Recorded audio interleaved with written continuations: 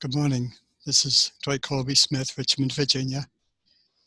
And recently we've begun Christ's letters from the beginning, and we've decided not to record them. So in that, I feel that there's a part of my group who listen to the recordings. So I want to offer that if you're interested in receiving the recordings, either audio or video, let me know. chapelinthesky@aol.com. I'm going to pause and clear my throat. Last night we began letter 2 of Christ's 9 letters. This is Christ coming out of the desert and going through the villages and sharing some of the experiences of the villagers and how they perceive him, how they view him, their skepticism, their comments. And then he comes into Nazareth, his home town, his home village, and the people who really know him they just lambaste him, but Christ doesn't share all that, just some of the comments, And then we get to walk up the stairs and knock on the door with Jesus, and his sister answers the door and screams to him, "Oh, there's some dirty old man." I mean, he's been in the desert for 6 weeks, 40 days roughly, and you can just imagine what one would look like being exposed to the elements for that long a time. And who knows about feeding and drinking, so, he's quite a sight for her to see. So she's in shock, but anyway, she welcomes him in, and we get to experience his relationship with his mother a little bit. And then following that, he goes to the temple where he claims himself as the Messiah. And of course, the Jews don't want to hear that because they don't believe it's possible. So of course, it's not possible. So then he escapes from the synagogue and is on his way to Capernaum, where he begins his healing ministry and his teaching ministry. So realizing that people are not getting the recordings, and we're not recording it, I thought, well, I did a recording not too long ago on mindset from letter 1. And I've shared that with you who have received it, and some that this may go to have not received it. So ask for that again, chapelinthesky@aol.com. Just talk to me. So I'm offering like a class if you want, if there's an interest. This isn't about Dwight. This is about making the world a better place for all of us. Christ's letters to me are having the opportunity of having Jesus in our lives right here and now instead of 2,000 years ago. A very personal, direct connection with the Father within each of us, which Jesus attempted to show us. So everything I do, I always put this comment in because I'm committed to world peace by December 31st, 2018. And here we are in March. And I know that, as I was saying to my Pam last night, my one other person who was on last night, once this movement begins, it's going to take off like wildfire because it's not limited to any path. This is the truth, the foundation of life itself, of the creative process itself. And so whatever religion or philosophy we're following, just as God is everywhere present, everything that Christ presents in these letters, everything that Jesus attempted to give us 2018 years ago is truth. And when we get out of our dogma and get out of our books and get out of our intellectual understanding and listen to the spirit of us, wow, can you imagine, first of all, how fun that is for you? Let me talk about Jesus a little bit. I'm going to close my eyes and go within, because you may have heard me before, but what I say is, have you ever thought about what it would feel like to be inside of Jesus, to have his emotions, to have his mindset, to perceive? I ask you, if you're not, just close your eyes and just feel this. Feel there's something within you that's undefinable, peace doesn't do it justice. It's more than that. It's a serenity. It's an emptiness. It's almost a vacuum or a void. Yeah, go into the void. Go into that total expectation and anticipation of anything and everything good. Knowing that within my body, all the intelligences are working together, all the organs, all the systems, all the cells of the systems, all the molecules of the cells, all the subatomic particles of the cells. All of it is this energy, this God, this something bringing itself into everything that it is. You know, everything works together for Dwight Colby Smith, for the wholeness of my whole body. Anything I take in, my body does something with it. It uses it productively or destructively, or it eliminates it. And all through intelligence, all through the vastness of this intelligence. So I'm offering that if you would like a class similar to this, write to me. Again, tell me if you want audio or video. Tell me if you want it, because if there's no one that wants it, that's good. You know, I'm good. But if there's a chance of sharing this with you directly, to take the Christ that I read, feel it, embody it, because it's already embodied within me. So I'm just speaking Christ through me, because I believe I'm a very clear channel. My emotions, my physicality, my going again, being inside of Jesus, I live there now.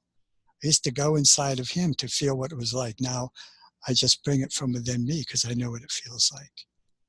I know what it feels like. I know the joy of it, the ultimate joy, the peace, the no fear, the confidence, the authenticity to be myself at all times, in all expressions, with all people, to be myself, to be true to myself. And this is what I believe Christ's gift is to each one of us, is to teach us to be ourselves. And we live in a mindset that has been created for us, that we're living within. But Jesus told us, I can give you peace beyond understanding. I can give you life abundant, that you have never even imagined what is within you and around you, through you, as you. You don't know what it's like to live life as God, as the I Am presence living you, breathing you. And so these letters are here to me, if they were the text in every church, every religion, every philosophy, this would be awesome, you know. So I'm wearing a shirt today, just by coincidence. It says, the truth is one, the paths are many. It's a Buddha saying, I believe, came out of Yogi Satchidananda, out of Yogaville, close to Richmond. Well, about an hour and a half west of Richmond, maybe. But another thing the Buddha says is, there's the top of the mountain, and there are many paths to get to the top. And I've added, some are a struggle. You know, some take the sheer face and climb up, and some find a very easy path with, you know, some height to it, but it's a gradual height and everything. And some go in between. They find the struggle and the ease. So we get to choose. First of all, the mindset we have, we now realize this is one that's been given to me, maybe by a church, a religion, parents, policemen, authority figures, peers, family members, all the above, everything, all those around us that we don't even know affect us, all the peers in our classes that we took in school. Everywhere we go is building this mindset, which is, again, available on Chapel in the Sky at AOL.com if you're interested. And it's really good, because, as I say, I allow the Christ. That's why I close my eyes a lot, because I have a beautiful window here with a bird feeder with a lot of activity out there. And so, and every now and then you'll see me dart over there and check out, something caught my eye. So I close my eyes so I have no distraction, so I can allow this beautiful, perfect void to be empty of everything but the thought that is coming through, the thought that wants to be expressed to you and to me. I, believe me, receive the first benefit of this because I experience it. And then all I can give to you are the words that I feel best express the thought and feeling I have. So again, if you'd be interested in this, the classes will probably be about an hour each. And that's just the way I'm comfortable at doing it. Seems to an hour with what I read and what is interjected into the reading probably would take about an hour. And so if you can just take an hour, when you go to bed at night, turn it on, sleep to it, or wake up in the morning and let it be your meditation, which it is for me. There are just many times of the day of just find an hour for you to be lifted in spirit, to allow the Christ of you to be nurtured and nourished. And the beauty of the recording is you don't have to listen to it only once. If it resonates with you or parts of it resonate with you, you can mark those parts down. See where it is on the minute scale to see where you want to pick up a particular part. And share it with friends if you feel there's a particular lesson that really relates to friends that you have that, oh man, they need to hear this. This is about how to be in a relationship with another person, how to act intelligently, how to allow the Father of us to speak through us. These lessons are more than just Jesus' life. I focus a lot on Jesus' life because it's been so intimate and so personal and so right for me. And so when Christ's letters came along, they were, if you haven't heard before, they were an answer to my prayer back in 1978, I think, 76, something like that.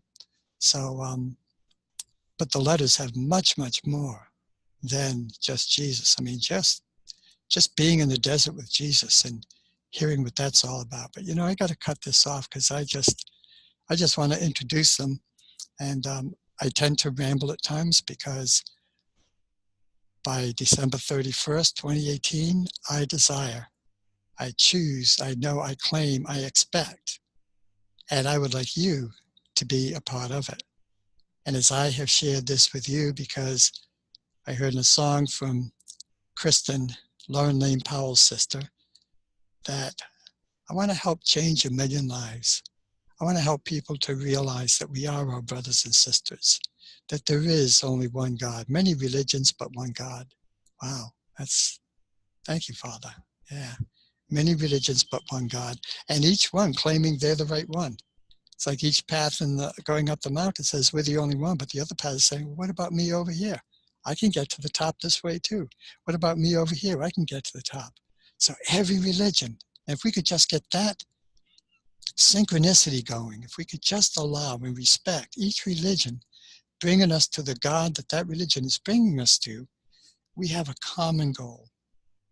And we can learn to respect one another and be in awe of one another. Oh, you have an aspect. The person going up the mountain has a whole different view than a person coming up the other side of the mountain. So it is with religion and God. Each one has its way. And the followers say, ooh, this is the way that's right for me. Should they be wronged for following their right way? And who are we to say that ours is right and theirs is wrong? Just because I just choose to go up the sheer struggle, the every life-defying step and hand movement that I make going up the mountain, I can go up that way. And we have many who have religions that way that are very orthodox and very stringent on their beliefs and what the book says, whatever that book is, whether Quran or the Bible or the Torah or any sacred writing. If we stay to that book, we have limited the finiteness. No. We are the finiteness of God. It's the infinity of God that we seek, and the infinity is outside of the book. We have to experience God. That's why nature is so beautiful, because in nature we see the unadulterated God. We see the God that's not of man's creation at all. So I thank you for listening, and I really hope, because I really love doing these letters. And when I do Jesus, man, I'm just there.